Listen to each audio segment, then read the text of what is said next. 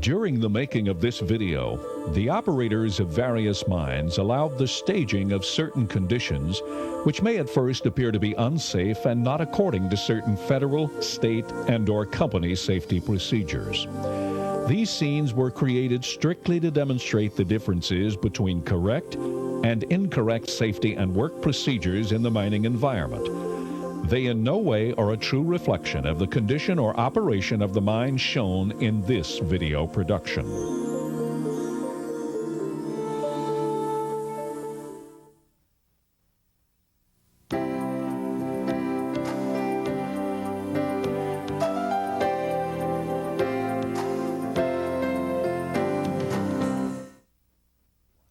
Hello, welcome to another in our exciting mine safety video series. In the last 10 years, at least 39 miners have drowned at work. Florida miners, where a majority of our open pit mines are filled with water, accounted for 7 of the 39. Most of these drownings occurred as a result of equipment going into the pit. If you're like most of us, who can't walk on water, you might want to pay close attention to this video. Our topic today is safety around the water in the mining environment. What we will discuss with you today could save your life. We're going to discuss with you some simple, inexpensive personal protective equipment and techniques which could have probably saved these 39 miners. We will discuss the suspender type personal flotation device, or PFD, versus the traditional type. And we will explain how spare air in the equipment cab can provide the operator with air if the equipment goes into the pit. David Johnson, an experienced dive instructor, will discuss some basic safety procedures which could save your life if you suddenly find yourself in or under the water. Look at that water. It's only water, right? You work around it every day. What's the big deal? Well, if you're not a fish or an alligator, it's a big deal when you fall in the water with your work clothes on.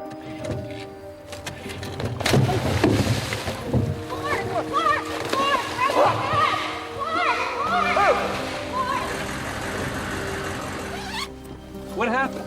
She said he was trying to crank the motor and fell out of the boat. Did you see what happened? Yes, sir, I did. What happened? He was in the boat. He was cranking up the boat. Can you point to where you last saw him? He was right there at the end of the dock. Diver 1, what have you found? Very sure. Located one victim. Copy. Copy, you have 1 victim. Bring victim to shore. Those clothes are going to soak up water like a sponge, and you're going to take on extra weight in a hurry. You may be headed for sudden death by drowning. Today in this training session, we want to offer you some safety tips on how to work and dress properly. That is, by wearing a personal flotation device, fall protection where required, and a seatbelt in mobile equipment around water and all other locations in the mining environment.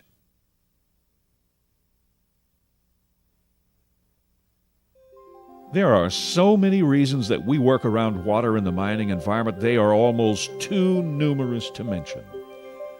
For the safety of powered haulage operators and even miners on foot, you're required to use mobile equipment to build berms or earthen embankments around the edges of travelways adjacent to the water. Haul trucks have to transport materials from stockpiles back to crushers or conveyors. Track hose scale loose materials from the face in open-pit water-filled mines. They also load haul trucks. Drag lines scoop materials up and bring them to stockpiles along the water's edge. In all of these situations, you must wear seat belts while operating a front-end loader, haul truck, track hoe, drag line, or any other piece of mobile equipment adjacent to water or elsewhere for that matter. Additionally, you need to guide mobile equipment perpendicular to the water. When operating mobile equipment near water, exercise extreme caution. Miners are called upon to install lines that carry fines and sands to recycling and reclamation ponds. Adjustments have to be made to valves and flow rates at spillways leading from one body of water to the next. Pumps and floating pump stations have to be installed and maintained. Of course, dredges and dredge lines have to be assembled on lakes, and later dredge lines have to be maintained and repaired. Dredge cutter heads have to be replaced. In these situations, wearing personal flotation devices are a must, and your first line of defense against drowning if you should fall in the water. In mines that use clarifiers and wet processing vessels, miners must install and then maintain this equipment during normal mine operation. Use of fall protection devices, including full body harness, shock-absorbing lanyard, and proper tie-off to anchorages are a must in these situations. So why do miners and contractors drown in the very water they work around? Let's examine some of the reasons, and then some of the methods to help you work safely around water.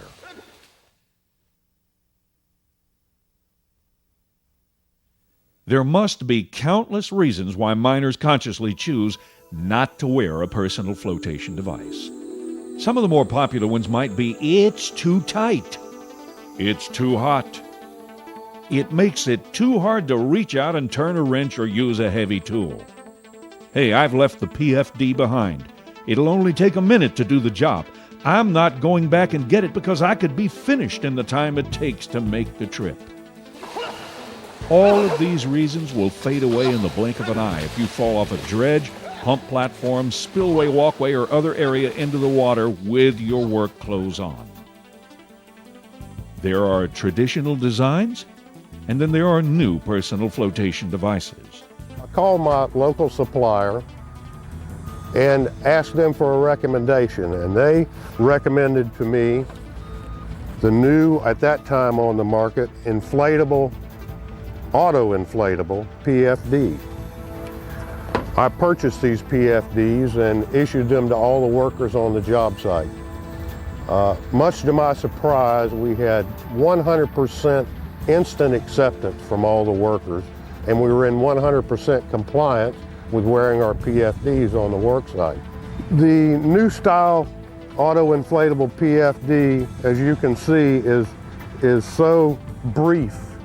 You can work in this, you can operate a piece of equipment, sit in a seat all day, and it does not hamper your ability to move around, not as with the bulk of a standard issue PFD. It's been wonderfully accepted, and we get compliance, and people don't mind wearing it all day. Whether you wear a conventional one or a newer one like inflatable suspenders, we're suggesting in this training program, always wear your personal flotation device when there is a danger from falling into water, as stated in 30 CFR Part 56.15020. Remember this: a personal flotation device left behind in a truck toolbox, on the seat of a truck, on the dock, a platform, or anywhere else, if it's left behind, it's useless to you when you fall in the water and are not wearing it.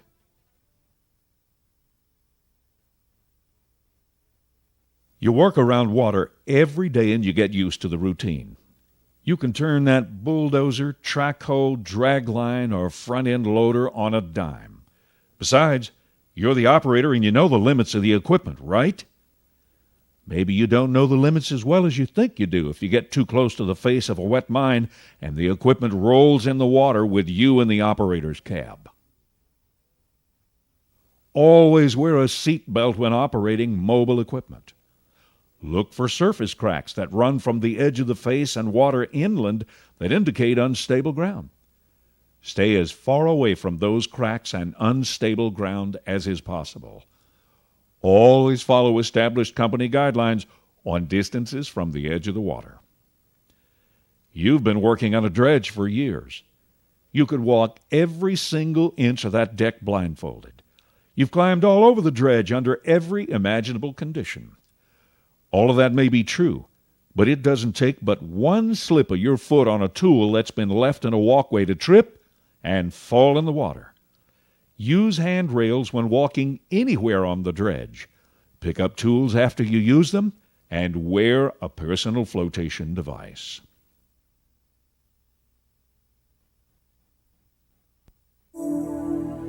It's nighttime. You've been down this mine road hundreds of times. You've got to go out and check an electrical portable power station, or maybe a flow line that's being laid to transport and reclaim materials. All of a sudden, your headlights drop below your feet and start to go out of sight. Unknowingly, you have driven into an open entrenchment dug only this afternoon before your shift, and it leads directly to the lake for the dredge. Your truck rolls into the water because of darkness, reduced visibility, and you're not having checked with other miners on workplace examination and working conditions prior to going out on your shift. Check with other miners about workplace conditions before heading down the road.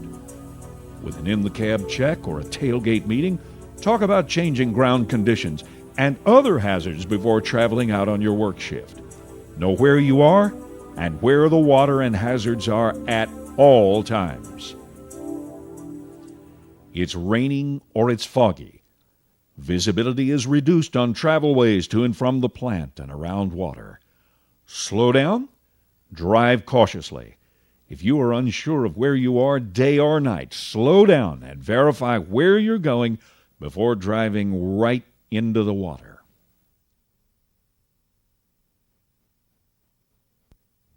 There are many reasons equipment winds up in the water that isn't supposed to be there with the operator in the cab.